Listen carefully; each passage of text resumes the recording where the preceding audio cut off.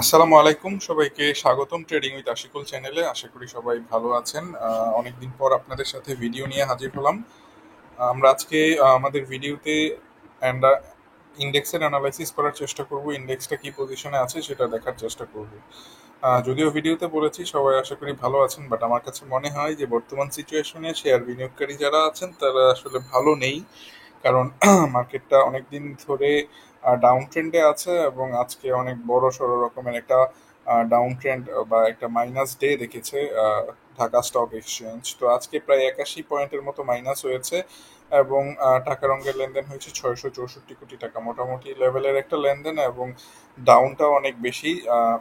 এটা 3% floor price দেওয়ার পরেও 81 পয়েন্টের মতো মাইনাস হয়েছে, যেটা আসলে অনেক বড় একটা ব্যাড সাইন মার্কেটের জন্য। কিন্তু আমরা এখান থেকে দেখার চেষ্টা করবো মার্কেটে আসলে কোনো পজিটিভ কোনো কিছু খুঁজে পাওয়া যায় কিনা।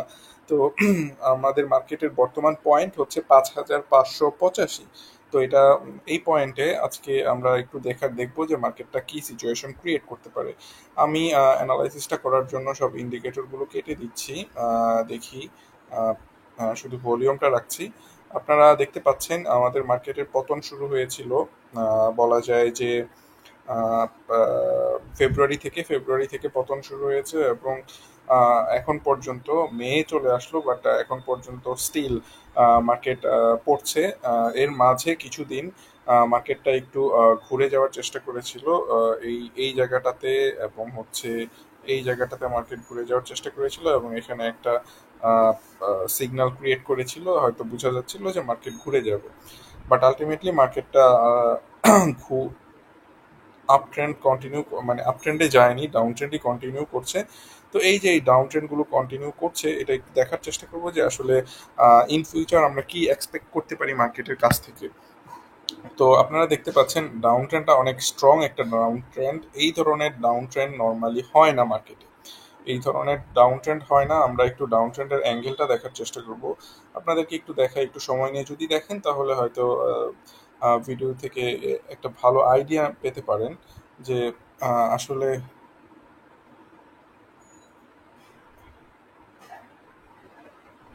আহ, আমরা একটু সময় নিচ্ছি। আমি কোনো একটা জায়গাতে এখানে ট্রেড অ্যাঙ্গেল ব্যাপারটা আছে, ট্রেড অ্যাঙ্গেলটা আমরা দেখার চেষ্টা করবো যে কত ডিগ্রি অ্যাঙ্গেলে। তো ট্রেড অ্যাঙ্গেলের ব্যাপারটা দেখার সাথে সাথে আমি আপনাদেরকে একটু বলার চেষ্টা করি। কোনো একটা ট্রেন্ড যদি 45 ডিগ্রির চেয়ে অনেক বেশি স্টিপলি, তার মানে হচ্ছে অনেক খারাপভাবে যদি নিচে নামে, তাহলে সেটা অনেক strong down trend.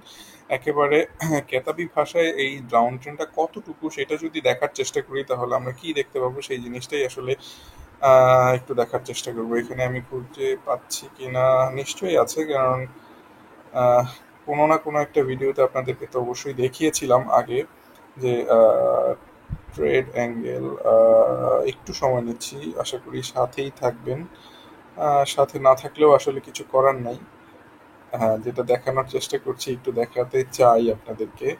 Long position reference projection.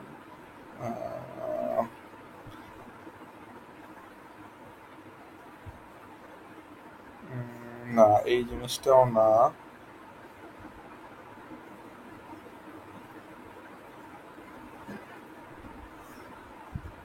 না, আমার মনে হয় লঙ্কা বাংলা থেকে এই চার্টের অপশনটা চলে গিয়েছে ট্রেড অ্যাঙ্গেলের, বা আমি এখন খুঁজে পাচ্ছি না।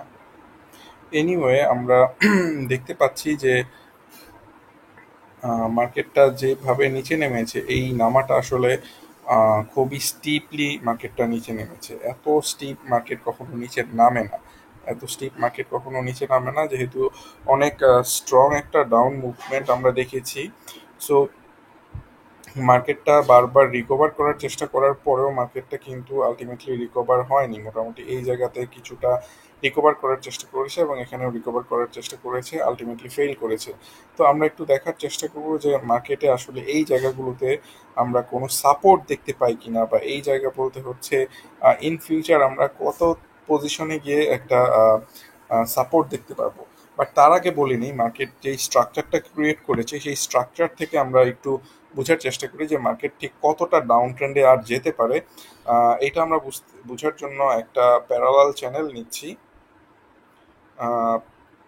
মার্কেটের মোটা দাগে বলা যায় মার্কেট মোটামুটি এইরকম একটা চ্যানেল থেকে চ্যানেল ব্রেকআউট করেছে, এরকম একটা চ্যানেল থেকে ব্রেকআউট করেছে। সো নর্মালি হচ্ছে এখানে মার্কেটটা কিছুটা নিচে গিয়েছিল, চ্যানেলের বাইরে চলে গিয়েছিল। এখানে বলতে হচ্ছে কত তারিখ বলবো,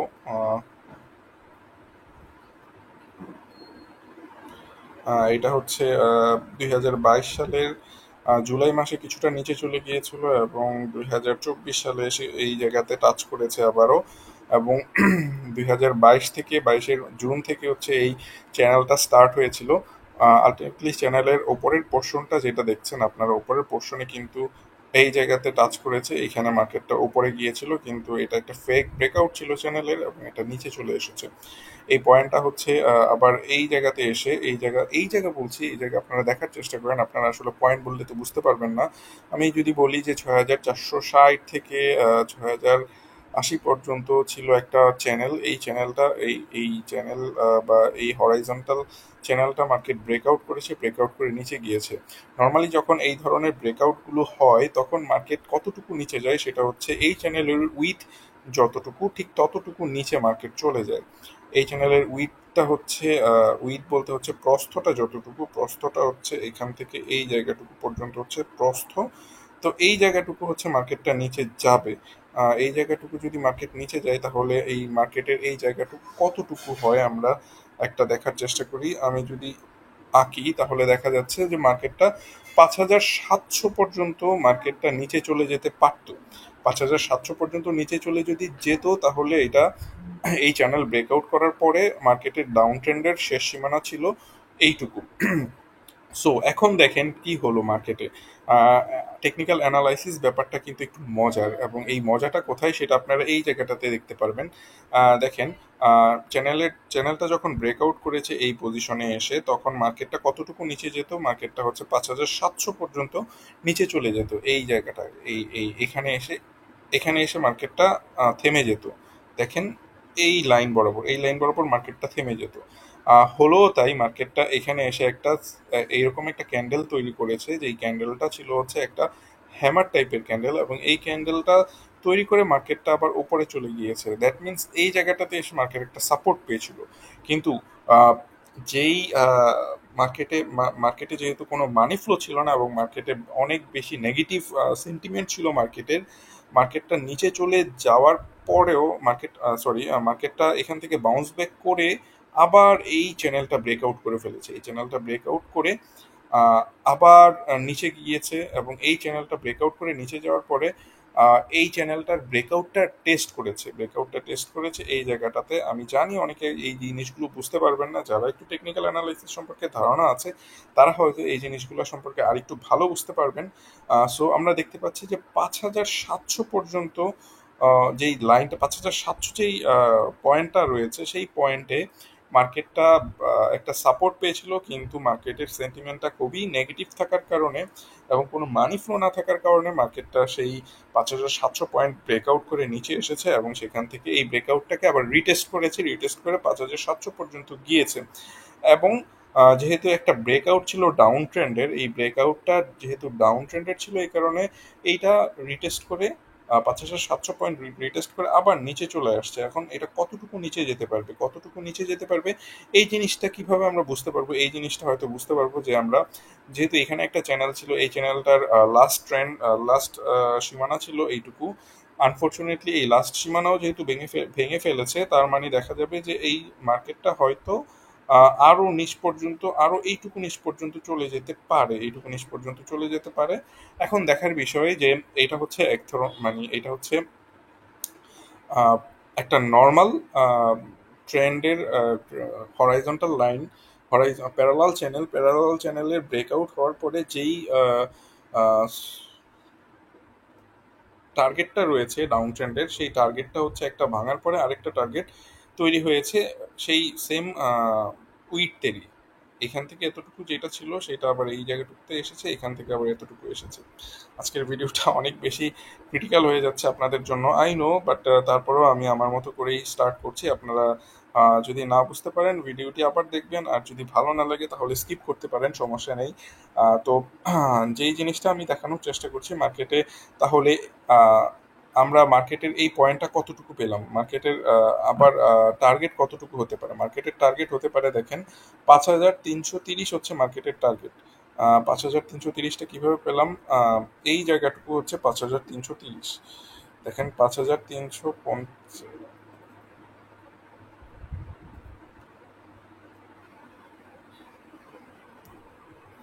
330 বা 350 যাই বলি না কেন, এইটুকু হচ্ছে মার্কেটের পয়েন্ট।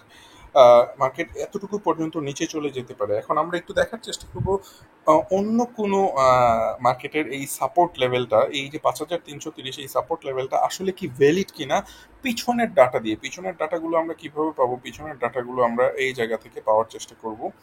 আম, আমরা দেখতে পাচ্ছি যে 2021 সালের এপ্রিল মাসে মার্কেটটা এখানে এই পয়েন্টটাতে, এই যে দেখেন 5,300, 5,530, এই পয়েন্টটাতে মার্কেটটা বেশ কয়েকদিন ওঠানামা করেছে। মার্কেটটা 2021 সালের ফেব্রুয়ারিতে এই জায়গা থেকে উপরে উঠেছিল, তারপরে হচ্ছে ফেব্রুয়ারির লাস্টের দিকে এখানে আবার টাচ করেছিল। দেখেন খুবই ইন্টারেস্টিং কিছু জিনিস দেখেন। আমি একটা হরাইজন্টাল প্যারালাল হরাইজন্টাল চ্যানেল দিয়ে একটা টার্গেট সেট ঠিক করলাম ডাউন ট্রেন্ডের, এবং সেই টার্গেটটা আসলে ভ্যালিড কিনা সেটা কিভাবে বোঝা যাচ্ছে।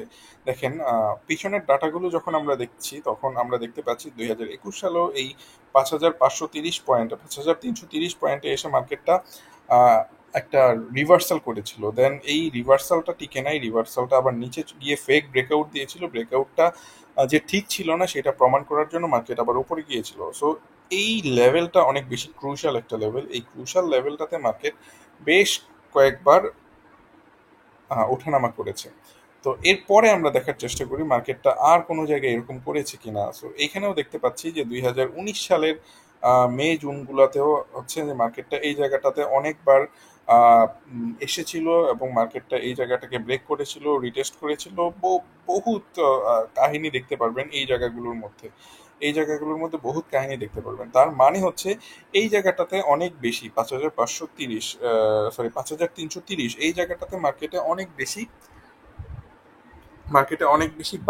বাই অ্যান্ড সেল হয়েছিল, এবং এটা একটা ক্রুশাল লেভেল ইন্ডেক্সের জন্য, মার্কেটের জন্য। এবং এই লেভেলটা যখন রিচ করবে তখন আমরা মার্কেটে একটা খুব নাইস বাউন্স ব্যাক দেখতে পাবো, বাট এর আগ পর্যন্ত হয়তো বাউন্স ব্যাক আমরা দেখতে পাবো না ওইভাবে। তো এখন আমরা দেখার চেষ্টা করব যে আসলে এত নিচে কি মার্কেট যাবে। বর্তমানের পয়েন্ট হচ্ছে 5,585, আরও 300 পয়েন্ট মার্কেটের কমতে হবে এই জায়গাটুকুতে আসতে হলে। আরও 300 পয়েন্ট যদি মার্কেটের কমতে হয় তাহলে আহ, বেশ কিছুটা কমে যেতে পারে, এবং আপনারা এই যে এই কথা চিন্তা করে প্যানিকড হয়ে যেতে পারেন। বাট আলটিমেটলি আমি বলবো যে এই যে আপনারা 5,585 থেকে 5,330, এই যেই জায়গাটুকু আপনারা দেখতে পাচ্ছেন, এই জায়গাটুকু, এই রেঞ্জটা যদি আপনারা দেখেন, আমি কোন জায়গাটুকুর কথা বলছি, এই রেঞ্জটুকুর কথা। মার্কেট বর্তমানে 5,585-তে রয়েছে। 5,330 পর্যন্ত যেই রেঞ্জটা রয়েছে মার্কেটের, 5,330 থেকে 5,700, মার্কেটটাকে আমরা হয়তো এই একটা রেঞ্জের মধ্যে কনসোলিডেট করতে দেখতে পারবো। কনসোলিডেশন মানেটা হচ্ছে যে মার্কেটকে আমরা হয়তো 5,700 থেকে 5,300 পর্যন্ত যেই রেঞ্জটা রয়েছে এই রেঞ্জে কিছুদিন আসা যাওয়া করতে দেখবো মার্কেটে, এবং দেন এখান থেকে মার্কেটটা হয়তো আবার যদি বাড়ে তাহলে বাড়তে পারে।